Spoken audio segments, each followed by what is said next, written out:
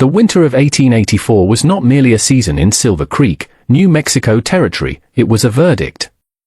The wind did not blow, it screamed, tearing down from the mountains with a ferocity that stripped the paint from clapboard houses and froze the breath in a man's lungs before he could speak. Snow lay thick and heavy like a burial shroud over the town, grey with soot and trampled by the hooves of desperate horses.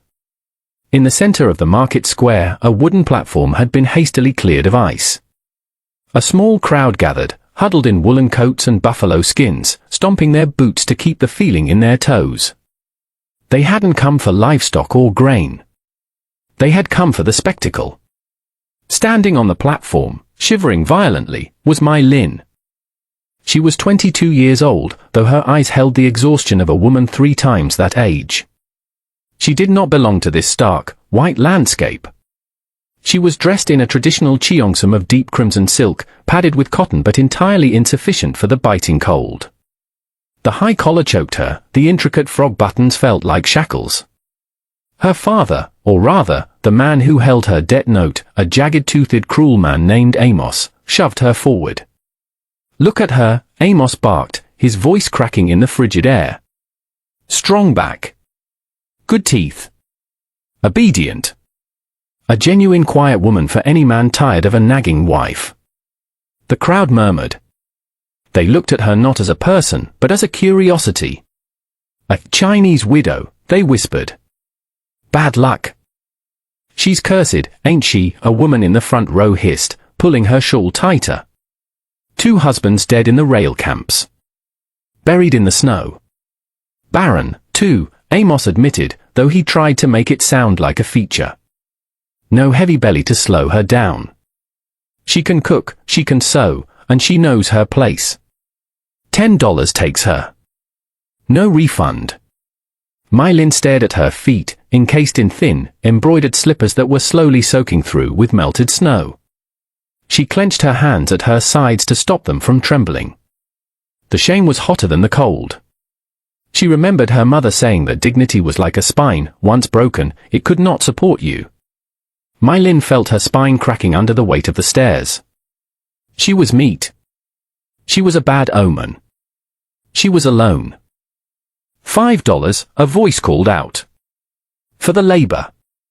She's worth 10. Amos argued. The crowd began to disperse, the cold winning out over their curiosity. Mylin closed her eyes, waiting for the blow, waiting to be dragged back to the cellar where she slept. Then, the rhythmic crunch of heavy boots on packed snow silenced the murmurs. The crowd parted instinctively, a reaction born of fear. A man stepped forward.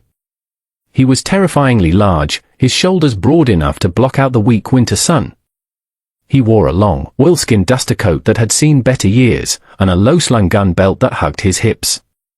The handle of the Colt revolver at his side was worn smooth, not from age, but from use.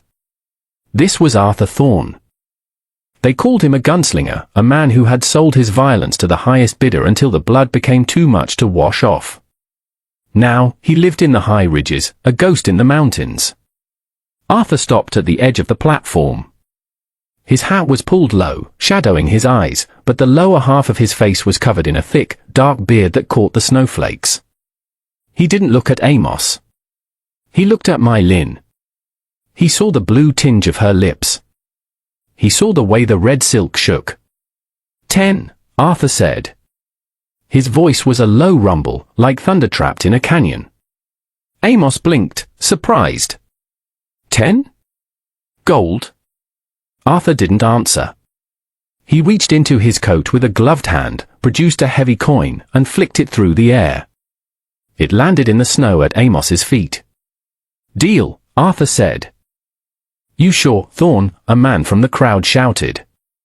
That one brings death. She's a widow twice over. Arthur ignored him. He stepped onto the platform, the wood groaning under his weight. He approached Mylin, who flinched, expecting a rough hand to grab her arm. Instead, Arthur began to unbutton his heavy duster. He shrugged it off, revealing a thick wool shirt and suspenders, and draped the massive coat over her shoulders. It was heavy, smelling of gun oil, pine, and horse, but it was instantly, mercifully warm. "Let's go," he said. Not a command, but a statement of fact. My Lin looked up at him, bewildered. "Where?" she whispered, her English accented but clear. "Home," he said. "Before you freeze to death." He turned and walked toward a wagon hitched to two massive draft horses, their breath pluming in the air. My Lin grabbed a small bundle, all she owned, a comb and a rusted locket, and followed the gunslinger into the snow. The ride was an agonizing crawl through a white purgatory. The wagon wheels crunched over ice and sank into fresh drifts. Arthur said nothing for the first hour. He focused on the reins, his eyes scanning the horizon with the practiced paranoia of a man who had made many enemies. My Lin huddled in the massive coat, the leather seat beneath her freezing cold. She studied him from the corner of her eye. He was perhaps 35, though the lines around his eyes suggested he had lived 100 years of trouble. "Why?" she asked finally. The single word hung in the freezing air. Arthur didn't look at her. "Why what? Why by me? I cannot give you sons. They said I am cursed." Arthur huffed, a sound that might have been a laugh if it weren't so dry. "I don't need sons. I have plenty. And I don't believe in curses. I believe in winter. And I believe a house without a woman is just a wooden box. I am to be a wife." She hesitated on the word. "You're to be a help," Arthur corrected. "I have 5 children. Their mother died when the fever came through 3 years ago. I can shoot a coin out of the air at 50 paces, but I can't braid hair and I can't make a home feel safe. They need soft hands. Not these." He lifted one hand from the reins, scarred and calloused. "I am not soft," My Lin said quietly. "Life has made me hard, Mr. Thorne." He glanced at her then, his eyes grey and piercing. "Good. You'll need to be hard to survive up here. It's the cruelty I want you to leave behind." They arrived at the ranch at dusk. It was a rugged structure of hewn logs tucked against the base of a granite cliff, sheltered from the worst of the wind. A barn stood to the right, smoke curling lazily from the chimney of the main house. Arthur pulled the horses up and set the brake. "Wait here." He walked to the front door. It wasn't locked. He pushed it open, and My Lin saw movement inside, small shadows scattering like mice. Arthur motioned for her to come. My Lin gathered the oversized coat around her and stepped down into the knee-deep snow. Her silk slippers were ruined, her feet numb blocks of ice. She climbed the porch steps and entered the house. It was warm, but chaotic. Clothes were strewn over chairs, dirty dishes were stacked on a heavy oak table. In the dim light of the fireplace, 5 pairs of eyes stared at her from the shadows of the room. "Come out," Arthur said gently. Slowly, they emerged. Jacob, the eldest at 12, looked at her with suspicion, his arms crossed over a chest too thin for the cold. Samuel, 10, stood behind him, silent and watchful. Thomas, 8, wiped a runny nose on his sleeve and blinked curiously. Lily, the only girl, was 6, her hair a tangled bird's nest of knots, clutching a rag doll. And Noah, just 4, hid behind Arthur's leg, peeking out with wide, fearful eyes. "This is My Lin," Arthur announced. "She's staying." "Is she a new mama?" Noah asked, his voice a tiny squeak. She's going to help us," Arthur said, avoiding the title. He turned to My Lin. "The loft is yours. I sleep in the back room. Boys in the main room, Lily has the alcove." My Lin looked at the children. They were dirty, their clothes mismatched and torn. They looked at her red silk dress and her foreign face with a mixture of awe and confusion. She saw the hunger in their eyes, not just for food, but for something they couldn't name. She bowed her head slightly. "Hello." No one answered. The wind howled outside, rattling the window panes, sealing them in together. The first week was a war of attrition. The children were like wild animals, skittish and untrusting. Jacob, in particular, watched her like a hawk, as if expecting her to steal the silver or hurt his siblings. My Lin struggled. The kitchen was foreign to her. There was no rice, no bok choy, no familiar spices. Just sacks of flour, beans, salted pork, and potatoes that had begun to sprout eyes. She tried to make biscuits, but they came out hard as stones. She tried to scrub the floors, but the water in the bucket froze if she left it too long near the door.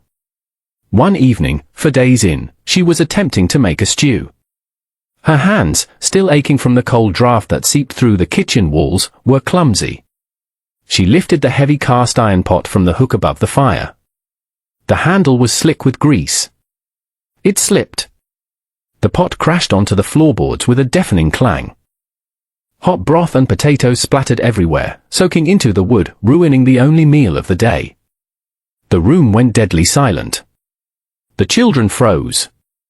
Jacob flinched, stepping in front of Lily as if expecting a beating. My Lin stood paralyzed, horror washing over her. She knew what came next. She waited for the shouting, for the back of a hand, for the anger she had known with Amos and her past employers. The back door opened. Arthur stomped in, shaking snow from his beard. He stopped, looking at the mess on the floor, then at My Lin's terrified face. He didn't yell. He didn't curse. He sighed, walked over to the wood box, and grabbed a shovel.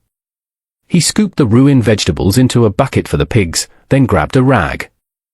"It's just stew," Arthur said, his voice surprisingly soft. I have wasted the food," My Lin stammered, waiting for the punishment. "I am clumsy. I am stupid." Arthur stood up, towering over her. He reached out, and she flinched. He paused, then slowly reached past her to grab a clean towel. He handed it to her. "You ain't stupid, My Lin. And you ain't clumsy. That pot weighs 20 pounds and you're half frozen. We have dried meat in the cellar. We won't starve." He looked her in the eye. "Nobody gets hit in this house for an accident. Do you understand?" My Lin stared at him, tears prickling her eyes, not from sadness, but from the shock of mercy. "Yes," she whispered. Arthur nodded and walked back out to the barn. That night, she sat by the fire, sewing a patch onto Thomas's trousers. The red cheongsam was packed away in her trunk. She now wore a grey wool dress Arthur had found in a trunk of his late wife's things. It was too big, but she belted it tight. Noah, the 4-year-old, crept over to her. He didn't speak.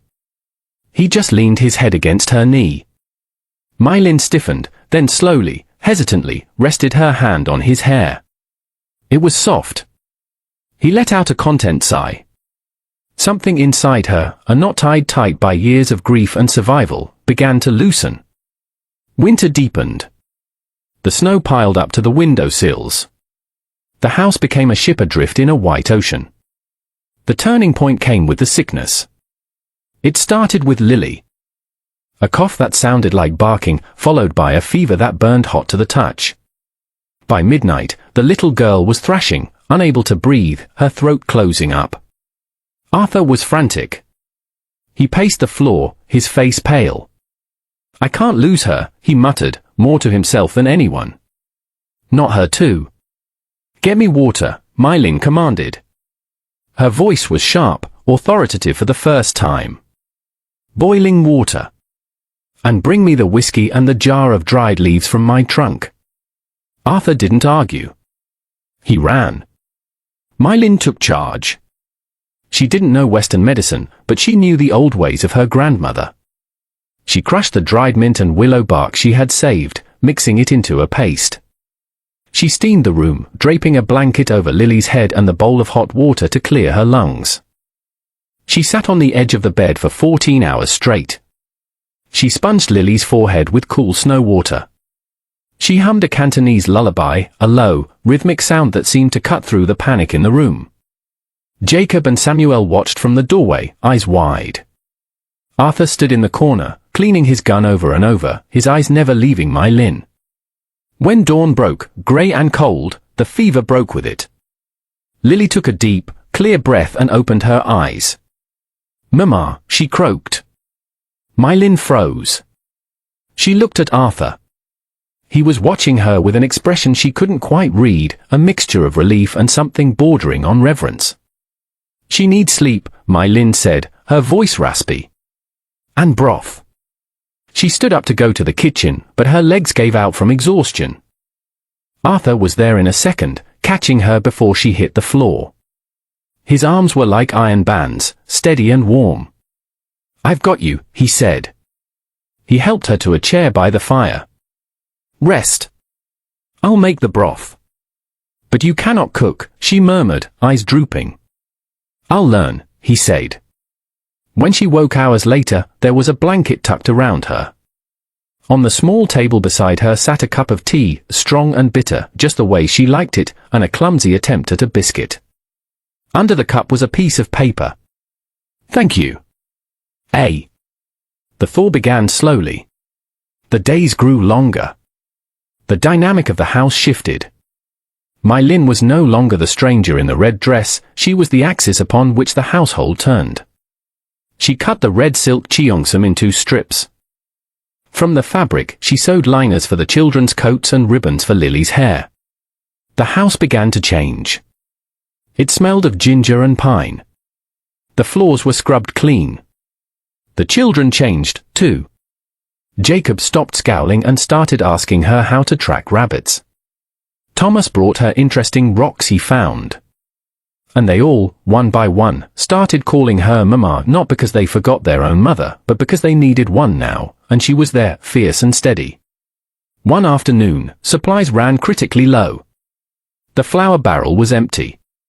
"We have to go to town," Arthur said, checking the load in his revolver. He looked at My Lin. "You don't have to come. I know it's hard for you there." "I will come," My Lin said, tying her scarf tight. "You need help carrying the sacks. And I am done hiding."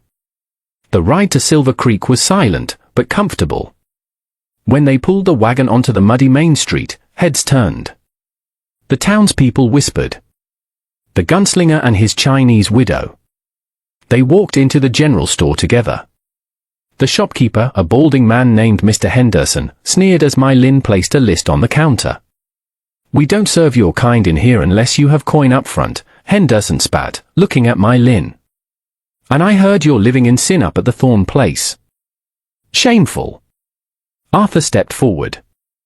He didn't draw his gun. He simply leaned his hands on the counter. The wood creaked. The air in the shop seemed to drop 10 degrees. "This lady," Arthur said, his voice terrifyingly calm, "is my wife in every way that matters to God. She is raising 5 children who would be dead or feral without her. You will weigh the flour, you will give us a fair price, and you will speak to her with the respect you would give the Queen of England. Or I will turn this shop into firewood." Henderson swallowed hard. His hand shook as he reached for the flour scoop. "Yes, Mr. Thorne." "Of course." As they walked out, loaded with supplies, they ran into Amos, the man who had sold her. He was leaning against a post, picking his teeth. "Well, look at that," Amos drawled. "The barren ghost looks fed. You get your money's worth, Thorne? Or is she as useless in the bed as she is at making babies?" My Lin stopped. Her face burned. But before she could look down, she felt Arthur's hand on the small of her back. Steadying her. Claiming her. Arthur looked at Amos with cold amusement. "She's got more fire in her little finger than you have in your whole wretched life, Amos. If you ever speak to her again, I'll bury you where you stand." They climbed into the wagon. As they pulled away, My Lin looked at Arthur. "You called me your wife," she said softly. Arthur kept his eyes on the road, but the tips of his ears turned pink above his beard. "I don't like liars, My Lin. And I don't intend to be 1 inch." Spring was fighting to break through the frost when the trouble came to the ranch. Arthur was a mile out, mending the north fence line which had been crushed by a fallen pine. My Lin was in the yard, hanging laundry on the line. The white sheet snapped in the breeze. She heard the horse before she saw it. She turned, shading her eyes against the glare of the snow. A rider approached. It was Harlan, a drifter known for drinking too much cheap whiskey and causing trouble in the saloons. He swayed in his saddle, his face flushed red with drink. "Well, hello there," Harlan slurred, sliding off his horse. He stumbled toward the gate. "Old man Thorne left the prize unguarded, did he?" "Go away," My Lin said, backing up toward the porch where the shotgun leaned against the wall. "Arthur will be back soon." "Arthur's a mile out," Harlan grinned, showing yellow teeth. "I saw him. Gives us plenty of time." He pushed through the gate. He was big, heavy with fat and muscle. My Lin turned to run for the gun, but he was faster than he looked. He lunged, grabbing her wrist. His grip was wet and bruising. "Don't run, little doll," he hissed, his breath reeking of rotgut spirits. "I always wondered what a China doll feels like. They say you're cold. I bet I can warm you up." My Lin screamed, twisting her arm, scratching at his face. "Let me go. Stop fighting." He raised a hand to strike her. The crack of a rifle shot split the air. A bullet struck the dirt inches from Harlan's boot, kicking up a spray of mud. Harlan froze. Arthur stood at the edge of the clearing. He had ridden his horse hard, the beast was foaming. He held his Winchester rifle leveled at Harlan's chest. His face was a mask of absolute, lethal fury. "Let her go." Harlan released her instantly, holding his hands up. "Now, Thorne, I was just being neighborly." Arthur didn't speak. He strode forward, closing the distance with terrifying speed. He didn't shoot. He reversed the rifle, gripping the barrel, and swung the stock. It connected with Harlan's jaw with a sickening crunch. The drunk man crumpled to the snow, unconscious before he hit the ground. Arthur stood over him, chest heaving. He looked ready to kill the man right there. Then, he dropped the rifle and turned to My Lin. He checked her frantically. "Did he hurt you? Did he touch you?" My Lin was shaking, clutching her wrist where a bruise was already forming. I am okay." He just grabbed my arm. Arthur took her hand, his touch gentle as a feather. He inspected the red marks. A darkness passed over his face, guilt, rage, fear.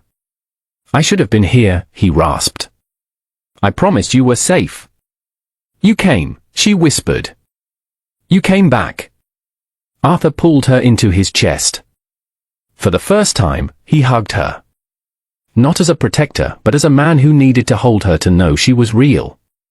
He smelled of cold air and sweat, and to My Lin, it was the best smell in the world. He tied Harlan up and threw him over his horse, sending the animal trotting back toward town with a note pinned to the drunk's coat for the sheriff. That night, Arthur sat by the fire, icing his knuckles. My Lin brought a bowl of warm water and a cloth. She knelt beside him, taking his hand. "You hurt your hand," she said softly, dabbing at a cut on his knuckle. "He's lucky I didn't kill him," Arthur muttered. "You are a dangerous man, Arthur Thorne." He looked at her, his eyes vulnerable. "Does that scare you?" My Lin traced the scars on his palm. "No. Because you are not dangerous to us. You are a fortress." Arthur looked at her for a long moment. Then, he leaned down and kissed her. It was tentative at first, rough with beard and hesitation, then deep and desperate. It was a seal on a promise made months ago in the snow. The final test of the winter came 2 weeks later. The snow was melting, turning the world to slush. Jacob was outside chopping firewood, trying to prove he was as strong as his father. The axe was heavy, the handle slick with melting ice. My Lin was in the kitchen kneading dough when she heard the scream. It was high, sharp, and terrified. "Mama! Dad!" She dropped the dough and ran, barefoot into the mud. Arthur was already sprinting from the barn. Jacob lay by the woodpile, clutching his leg. The axe lay beside him, the blade bloody. He had missed the log and struck his shin. The snow around him was turning bright red. "Oh God," Arthur yelled, sliding to his knees. Jacob! The boy was pale, his eyes rolling back. It hurts. It hurts. Pressure! Arthur shouted, pressing his hands over the wound. Blood welled up between his fingers. My Lynn, get the needle. Get the whiskey. My Lynn didn't panic. Her world narrowed to the wound. She ran inside, grabbed her sewing kit, the one she had used to mend the cheongsam, and a bottle of alcohol. She ran back out. Move your hands, Arthur. He's bleeding out. I said move. Her voice cracked like a whip. Arthur pulled back. My Lynn poured the alcohol over the wound. Jacob screamed and thrashed. Hold him down, she ordered Arthur. Arthur pinned the boy's shoulders. Look at me, son. Look at me. Breathe. My Lynn threaded the needle. Her hands, which had once trembled with cold and fear, were now steady as stone. She pinched the skin together. Sorry, baby, sorry, she whispered as she pierced the skin. Stitch after stitch. Quick, precise, efficient. The bleeding slowed. The wound closed. She wrapped the leg tightly in clean linen. Jacob had stopped screaming and was now sobbing quietly, his face buried in the mud. My Lynn stroked his hair, her hand stained with his blood. It is over. You are safe. Mama has you. Jacob looked up at her, tears streaking his dirty face. Mama. Yes, Jacob. I am here. Arthur sat back on his heels, his breath coming in ragged gasps. He looked at his son, safe. He looked at the woman who had just saved him. He looked at the blood on her hands, hands he had once